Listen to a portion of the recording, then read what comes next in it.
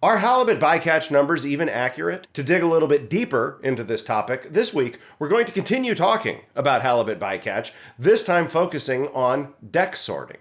Deck sorting is a practice that is assumed to save the lives of 50% of the halibut that are caught as bycatch on participating trawl vessels. So for example, during the week of April 1st, 2023, 53 metric tons of halibut bycatch were reported. Assuming that all vessels were participating in deck sorting, this would actually mean that 106 metric tons of halibut bycatch were brought aboard these vessels, and then 53 metric tons of halibut's lives were saved by deck sorting. So what is deck sorting? Deck sorting is when a participating trawl vessel's crew walks across the gigantic pile of marine life that's just been dumped out of their nets, picks out halibut, and throws them back overboard. According to NOAA scientists, this process saves 50% of the halibut that are caught as trawler bycatch. Aside from the initial studies which established this number, there has been no further verification to see whether this holds true in practice. Here's what a halibut has to survive to make it back to the ocean floor. Number one, they have to survive being in the net, where they are frequently packed into the cod end with all the other marine life, rocks and sediment, the targeted species, any other debris that the net picks up on the ocean floor. These nets are often drugged for miles. The process can take hours. As they go, the marine life is packed tighter and tighter in the net, which can lead to injuries and also oxygen deprivation, as the halibut are arranged in positions where water is not able to sufficiently flow over their gills. They're brought up on the deck of the ship.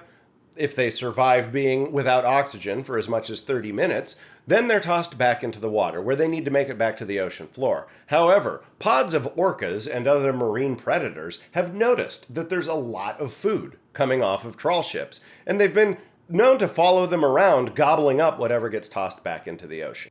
Halibut deck sorting was adopted as a bycatch reduction measure, but it does not reduce trawler bycatch. What it does is it reduces reported mortality from 100% to 50%. Once you've done that, you can actually double the amount of bycatch that you're taking in without hurting your bottom line. Is deck sorting actually saving 50% of the halibut caught as trawler bycatch? Or is it another regulatory fig leaf concealing the wanton waste of the trawl fleet? Well, here at the Alaska Bycatch Report, we believe that it is saving these halibut and that this is a great example of sustainable fisheries management. April Fools! Here are your bycatch numbers for the week of April 1st, 2023. We're going to start with halibut. The combined total for the Bering Sea, Aleutian Islands, and Gulf of Alaska fisheries of halibut bycatch mortality was 132,277 pounds of halibut, which averages out to about 787 pounds every hour. And again, that's just the mortality. That's not accounting for the amount of fish that were assumed to have been saved by the crews that are participating in the deck sorting program.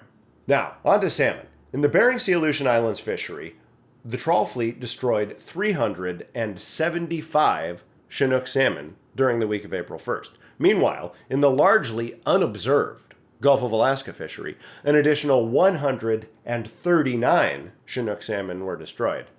Now let's talk crabs. In the Bering Sea, Aleutian Islands fishery during the week of April 1st, the trawl fleet destroyed 1,461 apelio or snow crabs, 13,116 Bairdi crabs, and 87 Alaskan red king crabs.